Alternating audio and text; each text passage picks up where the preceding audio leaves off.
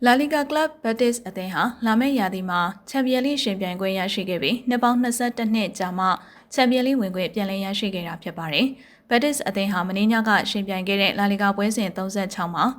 Elche အသင်းကို2ဂိုးတဂိုးနဲ့အနိုင်ရခဲ့တာကြောင့်အဆင့်9နေရာရရှိဖို့တေချာသွားခဲ့ပြီးချန်ပီယံလိဝင်ခွင့်အတွက်အပြည့်ထွက်ခဲ့တာပါ။လာမယ့်ရာသီမှာ La Liga ကချန်ပီယံလိဝင်ခွင့်9နေရာရရှိမှာဖြစ်ပြီးချန်ပီယံဘာစီလိုနာနဲ့အတူ Real Madrid, Villarreal, Atletico နဲ့ Betis တို့ချန်ပီယံလိဝင်ခွင့်ရရှိခဲ့ပါပြီ။ Betis အသင်းဟာချန်ပီယံလိပြိုင်ပွဲကို2005-2006ရာသီတစ်ချိန်သာရှင်ပြိုင်ခွင့်ရခဲ့ပူးတာကြောင့်လာမယ့်ရာသီကဒုတိယအကြိမ်ရှင်ပြိုင်ခွင့်ရရှိတာလည်းဖြစ်ပါတယ်။2005-2006ရာသီတုန်းကတော့ Betis အသင်းဟာအုပ်စုအဆင့်မှာတတိယနေရာရရှိခဲ့တာကြောင့် UEFA Cup အခု Europa League ကိုကိုပြောင်းရှင်ပြိုင်ခွင့်ရခဲ့ပါတယ်။လာမယ့်ရာသီမှာချန်ပီယံလိ League Phase အဆင့်ကိုဝင်ရောက်ရှင်ပြိုင်ခွင့်ရရှိတဲ့အသင်း19သင်းအထိအပြည့်ပေါ်ခဲ့ပြီဖြစ်တယ်လို့သိရပါတယ်။